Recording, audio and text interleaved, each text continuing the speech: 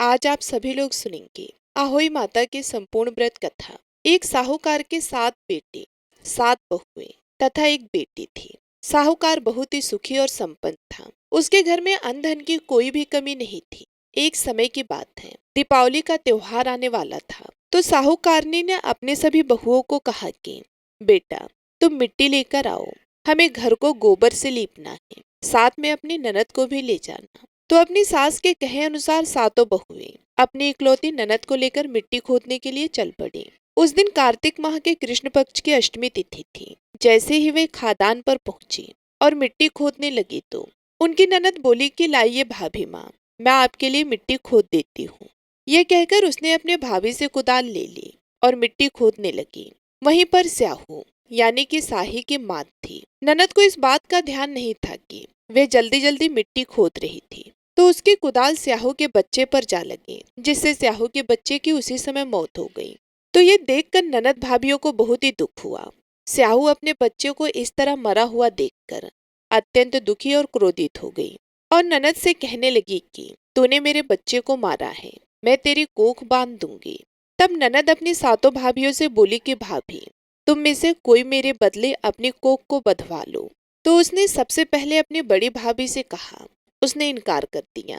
फिर उसने छोटी से, इसी तरीके से उससे छोटी से, और कहते कहते 6 भाभियों से कोख बंधवाने के लिए कहा, लेकिन 6 भाभियों ने इनकार कर दिया। तो ननद बिल्कुल ही मायूस हो गई और मायूस होकर अपने सबसे छोटे भाभी से बोली कि भाभी, मेरा यह काम कर दो आप, मेरी जगह आप अपनी कोख बंधवा लो। तो छोटी भाभी सोचने लगी कि यदि मैं कोख नहीं बंधवाऊंगी तो मेरी सास मुझसे गुस्सा हो जाएगी। तो वह अपनी ननद से बोली कि तुम डरो नहीं, मैं स्याहू से अपनी कोख बंधवा लूंगी। फिर सबसे छोटी भाभी ने अपनी ननद के कहे अनुसार स्याहू से अपनी कोख को बंधवा ली। अब छोटी बहू बहुत ही दुखी और उदास रहती थी। एक दिन उनके घर एक विद्वान पंडित आया। उसने साहूकार और साहूकारनी से हाल चाल पूछते हुए कहा कि सभी कुशल मंगल तो है ना। तो साहूकारनी कहने लगी कि पंडित जी, वैसे तो सारे कुशल मंगल हैं, पर मैं क्या बताऊं, मेरी सबसे छोटे बेटे की कोई भी संतान नहीं है। यदि कोई संतान उसे होती है तो 7 दिन के बाद में वह मृत्यु को प्राप्त हो जाती है। मैं इस बात को लेकर बहुत ही दुखी हूँ। आप तो विद्वान हैं, मुझे देखकर बताइए कि ऐसी क्या बात है जिससे मेरे सबसे छोटे बेटे और बहू को स्वस्थ संतान की प्राप्ति नहीं हो रही है। तो पंडित ने साहूकारनी की सारी बातों को ध्यान से सुना। अपना पोथी पत्रा खोलकर उसमें कुछ देर तक देखा। फिर साहूकारनी से कहा कि तुम और तुम्हारी बहू दोनों गाय की सेवा करो। गौ माता साहू माता की ब्याली हैं, वे तुम्हारी सेवा भाव से खुश होकर तुम्हारी बहू का कोख खुलवा देंगी, जिससे तुम्हारी छोटी बहू को स्वस्थ और निरोग संतान की प्राप्ति होगी। तो साहूकारनी पंडित की बात सुनकर बोली कि पंडित जी, मेरी बहू की कोख किसने बंधवाई और क्यों बंधवाई, यह बात मेरे कुछ समझ में नहीं आई। तो पंडित जी ने विस्तार पूर्वक बताते हुए कहा कि तुम्हारी बेटी के हाथ से साहू के बच्चे की मौत हो गई है और साहू ने क्रोधित होकर श्राप दिया था कि मैं तुम्हारी कोख बांध दूंगी। तो तुम्हारी बेटी के बदले में तुम्हारी छोटी बहू ने अपनी कोख बंधवा ली। उसी वजह से आज तुम्हारी बहू को निरोग संतान की प्राप्ति नहीं हो रही है। तो ये सुनकर साहूकारनी को अपनी बहू पर बहुत ही दया आ गई और उसके मन में अपनी छोटी बहू के लिए बहुत ही ज्यादा प्रेम भी उमड़ने लगा और मन ही मन सोचने लगी कि मेरी छोटी बहू कितनी अच्छी है, मेरी बेटी के बदले अपनी कोख बंधवा ली और आज तक किसी के आगे जिक्र भी नहीं किया। इसी संतान के लिए परेशान होते हुए कितने वर्ष बीत गए। अच्छा होता कि पहले ही मैं किसी पंडित से पूछ लेती। तो दूसरे ही दिन से साहूकारनी अपनी बहू को लेकर गाय की सेवा करने के लिए चली जाती है। साहूकारनी की छोटी बहू गाय की खूब सेवा करती, उसके नीचे साफ सफाई करती, उसका गोबर उठाकर डालती और उसे खाने के लिए चारा डालती, पानी पिलाती। इसी तरह उसकी पूरी श्रद्धा भाव से सेवा करती रही। ऐसा करते करते कई महीने बीत गए। तो सुरही गाय यह देखकर बहुत ही खुश हुई और उससे बोली कि तू मेरी सेवा क्यों करती है, मैं तुम्हारी सेवा भक्ति से बहुत ही प्रसन्न हूँ। आज जो तू चाहे मुझसे वरदान मांग ले, मैं तुम्हारी इच्छा अवश्य ही पूर्ण करूंगी। तब साहूकार के बेटे की बहू बोली कि हे गौ माता, साहू माता तुम्हारी भाईली हैं और उसने क्रोधित होकर मेरी कोख बांधी है, सो मेरी कोख खुलवा दो। मैं वर्षों से संतान सुख के लिए तरस रही हूँ। हे माता, मुझ पर दया करो, यही मेरी कामना है, इसको पूर्ण कर दो। मुझे और कुछ भी नहीं चाहिए। माँ के लिए संतान का सुख सबसे बड़ा सुख होता है। तो साहूकारनी की बहू की बात सुनकर गौ माता छोटी बहू को लेकर समुंदर पार अपने भाईली के पास चल दी। उस दिन कड़ाके की गर्मी पड़ रही थी, तो दोनों आराम करने के लिए एक पेड़ के नीचे बैठ गई। उस पेड़ पर गरुड़ पंख के बच्चे रहते थे। तो छोटी बहू ने देखा कि एक सांप उन बच्चों को खाने के लिए जा रहा है। तो उसने उस सांप को मारकर ढाल के नीचे दबाकर रख दिया और बच्चों की जान बचा ली। थोड़ी देर बाद में गरुड़ पंखनी आई और वहां पर खून पड़ा देखकर साहूकारनी की बहू को चोंच मारने लगी। तब छोटी बहू बोली कि मुझे चोंच क्यों मार रही हो? मैंने तो तेरे बच्चों को मारा नहीं है, बल्कि सांप के डसने से तेरे बच्चों को बचाया है। मैंने तुम्हारे बच्चों की रक्षा की है। संतान के मरने का दुख क्या होता है, यह मुझसे अच्छा कौन जान सकता है? तो यह सुनकर गरुड़ पंखनी बोली कि मैं तुझसे बहुत ही प्रसन्न हूँ। तू मांग, क्या मांगती है? आज मैं बहुत ही खुश हूँ। तूने मेरे बच्चों की जान बचाई है। तो छोटी बहू बोली कि 7 समुंदर पार स्याहू माता के घर पहुंचा दो। तो गरुड़ पंखनी ने दोनों को अपनी पीठ पर बिठाकर स्याहू माता के घर पहुंचा दिया। स्याहू माता उन्हें देखकर बोली कि बहन, बहुत दिनों बाद आई हो। और दोनों आपस में बातचीत करने लगे, एक दूसरे का हाल चाल पूछने लगे। तो छोटी बहू वहीं पर बैठी बैठी उन दोनों की बातें सुन रही थी। तो स्याहू माता कहने लगी कि बहन, मेरे सिर में जू पड़ गई है। तो सुरही गाय ने छोटी बहू की ओर इशारा किया तो छोटी बहू स्याहू माता की जुएं निकालने लगी। जैसे ही सारी जुएं निकली तो साहू माता को राहत मिली। तो वे बहुत ही खुश हुई और बोली कि बेटी, तू कौन है? जो चाहे वह मांग ले। तो यह सुनकर छोटी बहू ने कहा कि पहले वचन दो, मैं फिर मांगूंगी। तो स्याहू माता ने कहा कि जा, वचन दिया, मैं अपने वचन से नहीं फिरूंगी।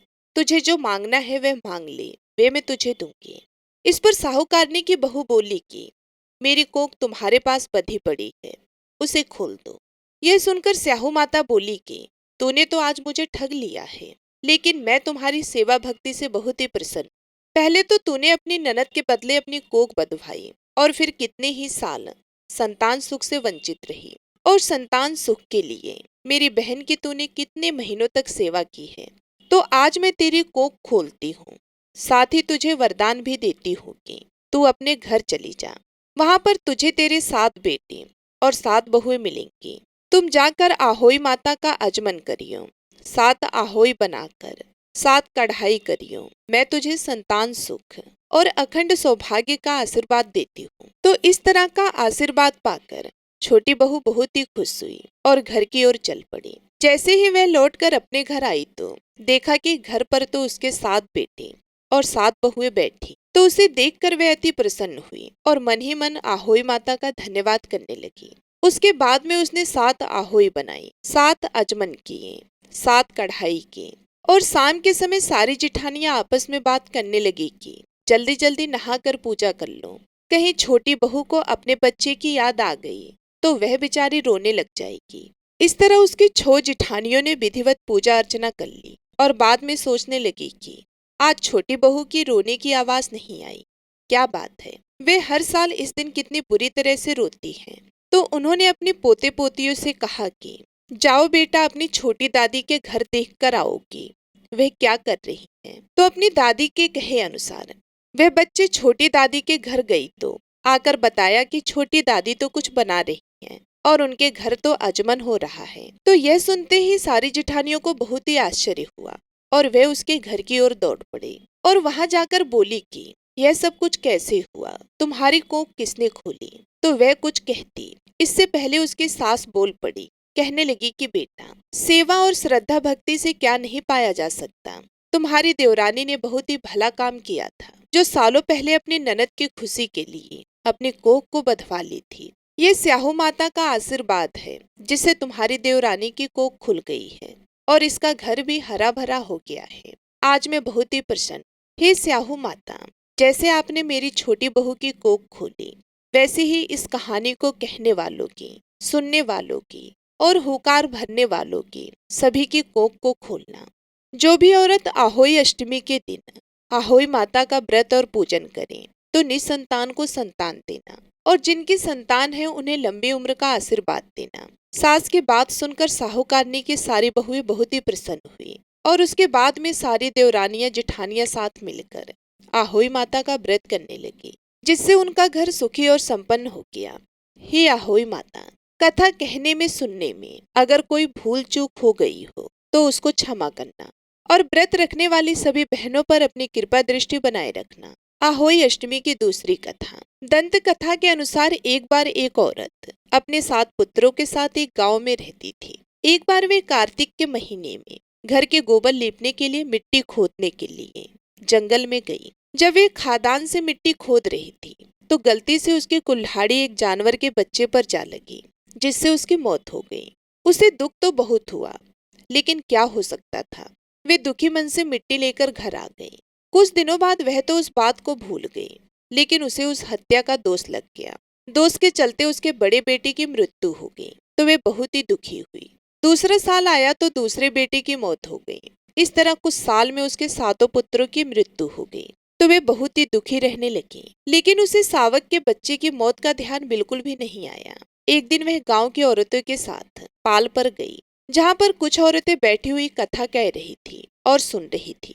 तो वहां पर एक बुजुर्ग महिला ने पूछा कि बेटा, तू इतनी उदास और दुखी क्यों दिखाई दे रही है? तेरे घर में सब कुछ ठीक तो है ना? तो बूढ़ी माई की इतनी दिलासा भरी बातों को सुनकर वह रोने लगी। तो माई ने पूछा कि बेटा, ऐसी क्या बात है? तू इस तरह से क्यों रो रही है? तुझे क्या परेशानी है? मुझे बता, शायद मैं समाधान कर सकूं। तो उसने कहा कि माँ जी, मैं भी कभी 7 बेटों की माँ थी, सुखी और संपन्न थी, लेकिन अब मेरा एक भी बेटा नहीं है। एक एक करके सारे मौत के मुंह में समा गए हैं। उस माँ का क्या जीना हो जिसके बेटे उससे पहले ही चल बसे हों। तो बूढ़ी माई ने कहा कि बेटा, यह तेरे साथ कब हुआ? तुम्हारे पहले बेटे की मौत कब हुई? तो उसने याद करके बताया कि जब मेरे बड़े बेटे की मृत्यु हुई, उस दिन कार्तिक माह के कृष्ण पक्ष की अष्टमी तिथि थी। तो वह माई उससे कहने लगी कि बेटा, धीरज रख, सब कुछ ठीक हो जाएगा। यह दिन तो आहोई माता का दिन है। तुमसे अपने जीवन में कोई गलती तो नहीं हो गई? किसी के बच्चे को दुख पहुंचाया हो? ऐसा कुछ कोई पाप का काम किया है तूने? तभी उसे याद आ गया कि एक सावक की मौत उसके हाथों से हो गई थी। तो उसने उस बूढ़ी अम्मा को बताया कि अम्मा जी, बहुत सालों पहले मेरे हाथों से एक सावक की मौत हो गई थी। मैंने जानबूझकर उसको नहीं मारा। मुझे भी उसकी मौत का बहुत ही दुख हुआ था, पर मैं क्या कर सकती थी। तो वे बूढ़ी अम्मा बोली कि बेटा, तुझे उसी का दोष लगा है। इसके लिए तू ऐसा कर, आहोई अष्टमी का व्रत कर। सावक के सोते हुए बच्चे की हत्या के पश्चाताप के लिए तुझे आहोई अष्टमी का व्रत करना होगा। इसके लिए तू घर पर सावक का चित्र बना और साथ में आहोई माता का चित्र बनाकर उसकी पूरी श्रद्धा भाव से पूजा अर्चना कर और व्रत रख। तो यह सुनकर उसे कुछ दिलासा मिली और वे घर आ गई। तो उसने उसी साल से आहोई अष्टमी के व्रत शुरू कर दिए। फिर उसने नियम से लगातार 7 वर्षों तक उस व्रत को रखा। तो श्रद्धा पूर्वक इस व्रत के प्रभाव से उसके 7 पुत्र फिर से जीवित हो गए। तो इस तरह पूरी श्रद्धा भाव से व्रत करने से उसे आहोई माता का आशीर्वाद मिला और वे हो गया जो कभी संभव ही नहीं था। इसलिए इस व्रत को आहोई व्रत के नाम से जाना जाता है। हे आहोई माता, हमारे बच्चों की भी रक्षा करना, हमारे बच्चों की भी रक्षा करना, उन पर आए हुए हर संकट को दूर करना। जय हो आहोई माता। एक बहुत ही गरीब और अंधी बूढ़ी माई थी। उसका छोटा सा परिवार था, जिसमें उसका बेटा और एक बहू रहती थी। बूढ़ी माई की गणेश भगवान में बहुत ही श्रद्धा थी। वे हमेशा गणेश जी की पूजा किया करती थी। तो एक रोज गणेश जी ने कहा कि बूढ़ी माई, कुछ तो मांग, मैं तेरी पूजा से बहुत ही प्रसन्न हूँ। तो बूढ़ी माई ने गणेश जी की बात सुनकर कहने लगी कि हे गणेश भगवान, मुझे तो मांगना ही नहीं आता है, मैं तुमसे क्या मांगूं। तो गणेश जी कहने लगे कि कोई बात नहीं, आज तुम घर पर अपने बेटे बहू से पूछ कर आ जाना, कल मैं फिर आऊंगा, तब मुझे बता देना कि तुम्हें क्या चाहिए। तो बुढ़िया ने कहा ठीक है, और वे बड़ी ही खुशी खुशी अपने घर आई।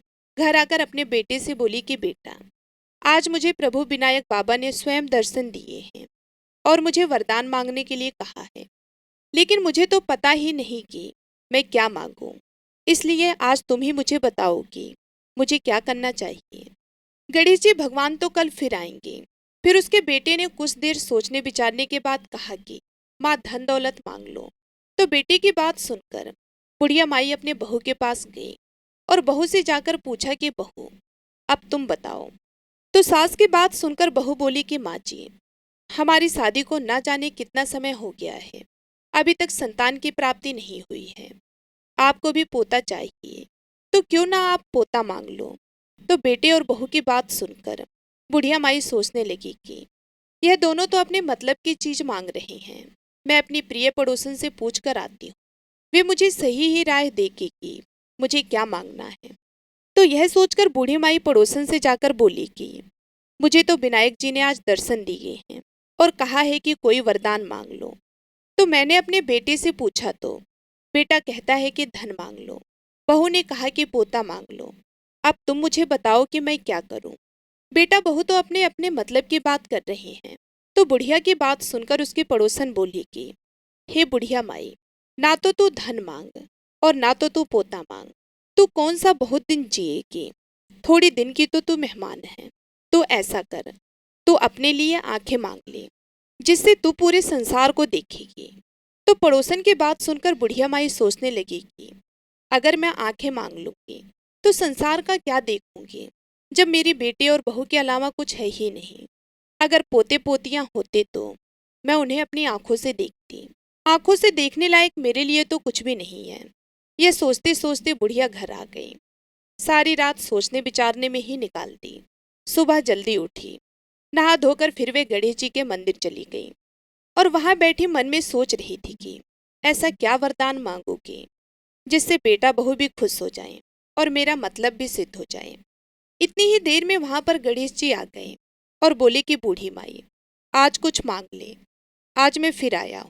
तो वह बोली कि हे गणेश जी भगवान, मैं आपको प्रणाम करती हूँ।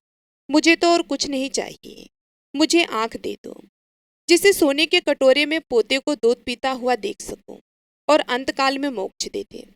तब गणेश जी बोले कि बूढ़ी माई, तूने तो मुझे ठग लिया। तूने तो भोली बनकर सब कुछ मांग लिया।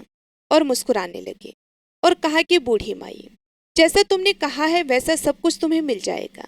ये कहकर गणेश जी वहां से अंतर्ध्यान हो गए और बूढ़ी माई को मांगे अनुसार सब कुछ मिल गया। हे गणेश जी भगवान, जैसे आपने बूढ़ी माई को दिया वैसे सबको देना और अपनी कृपा दृष्टि हम सब पर बनाए रखना। बोलिए गणेश जी महाराज की जय। अब आइए सुनते हैं लपसी और तपसी की कथा, जो कि हर व्रत के बाद में अवश्य सुनना चाहिए, क्योंकि ऐसा कहा जाता है कि बिगर लपसी और तपसी की कथा सुने बिगर कोई भी व्रत कथा पूर्ण नहीं होता। तो आइए बड़ी ही श्रद्धा से लपसी और तपसी की कथा को सुनते हैं। एक लपसी था, एक तपसी था। तपसी हमेशा भगवान की तपस्या करता था। तपसी हमेशा भगवान की तपस्या करता था, लेकिन उसे चोरी करने की आदत थी। लपसी हमेशा सवा सेर की लपसी बनाता और पहले भगवान को भोग लगाता, उसके बाद में स्वयं भोजन करता। दोनों भाइयों का यही नियम था। तो एक दिन किसी बात को लेकर दोनों में कहासुनी हो गई। तो तपसी बोला कि मैं रोजाना भगवान की तपस्या करता हूँ, इसलिए मैं बड़ा हूँ। तो लपसी बोला कि मैं रोज भगवान को सवा सेर की लपसी का भोग लगाता हूँ, इसलिए मैं बड़ा हूँ। ऐसा कहते हुए दोनों जोर जोर से लड़ने लगे। तभी वहां से नारद जी गुजर रहे थे। दोनों को लड़ता हुआ देखकर वहां आए और उनसे पूछा कि तुम दोनों क्यों लड़ रहे हो। तो दोनों ने अपने आप को बड़ा बताया और साथ में बड़ा होने का कारण भी बताया। तो नारद जी बोले कि मैं तुम्हारा फैसला कर दूंगा, कल आऊंगा, बता भी दूंगा कि तुम दोनों में से कौन बड़ा है। दूसरे दिन लपसी और तपसी नहाकर अपने रोज की भक्ति करने आए। तो नारद जी ने छुपकर 1.25 करोड़ की एक एक अंगूठी उन दोनों के आगे रख दी। जैसे ही भक्ति करते हुए तपसी की नजर उस अंगूठी पर पड़ी तो उसने चुपचाप उस अंगूठी को उठाई और अपने पैरों के नीचे दबा ली। लपसी की नजर अंगूठी पर पड़ी, लेकिन उसने ध्यान नहीं दिया। उसने पहले भगवान को भोग लगाया और फिर स्वयं भोजन करने के लिए बैठ गया। थोड़ी देर बाद नारद जी सामने आए। तो दोनों ने पूछा कि अब बताओ, हम में से कौन बड़ा है। तो नारद जी ने तपसी से खड़ा होने के लिए कहा तो वे खड़ा हुआ। तो उसके पैर के नीचे दबी हुई अंगूठी दिखाई दी। तो नारद जी ने तपसी से कहा कि तपस्या तो तुम रोज करते हो, लेकिन इतनी तपस्या करने के बाद भी तुम्हारी चोरी करने की आदत नहीं गई। ये अंगूठी मैंने ही तुम दोनों के आगे रखी थी। मैं ये देखना चाहता था कि तुम दोनों में से किसके मन में लालच है। तो तुझे तो अंगूठी दिखाई पड़ते ही झट से अपने पैरों के नीचे दबा ली। लेकिन लपसी का ध्यान अंगूठी पर जाने के बाद भी लपसी ने अंगूठी को नहीं उठाया और ना ही ध्यान दिया। उसने सिर्फ अपने भगवान जी में ध्यान रखा, उन्हें भोग लगाया और बाद में स्वयं भोजन करने लगा। इसलिए लपसी बड़ा है और तुम्हें तुम्हारी तपस्या का कोई भी फल मिलने वाला नहीं है। जितनी चाहे मर्जी तुम तपस्या कर लो, तुम्हें इसका कोई भी फल नहीं मिलेगा। तो तपसी को यह सुनकर बहुत ही दुख हुआ और वे शर्मिंदा होकर नारद जी से माफी मांगने लगा और कहने लगा, आज तक की मेरी गलती माफ करो और मुझे बताओ कि मेरी तपस्या का फल कैसे मिलेगा। आज के बाद कभी भी मैं चोरी नहीं करूंगा। तो नारद जी ने कहा कि यदि कोई गाय और कुत्ते को रोटी नहीं बनाएगा तो उसका फल तुझे मिलेगा। यदि कोई आदमी ब्राह्मण को भोजन करवाकर उसे दक्षिणा नहीं देगा तो उसका फल भी तुझे ही मिलेगा। अगर किसी को सूत वाली साड़ी अगर हम देते हैं, उसके ऊपर अगर भेंट स्वरूप कुछ रुपए नहीं देंगे तो उसका फल भी तुझे ही मिलेगा। अगर कोई व्यक्ति दिए से दिया जलाएगा तो उसका फल भी तुझे ही मिलेगा। अगर कोई औरत आंगन लीप कर चौका नहीं लीपेगी तो उसका फल भी तुझे ही मिलेगा। यदि कोई व्रत कथा में सारी कहानी सुन ले लेकिन तुम्हारी कहानी ना सुने तो उसका फल भी तुझे ही मिलेगा। उस दिन से हर व्रत कथा और कहानी के साथ लपसी और तपसी की कहानी कही और सुनी जाती है।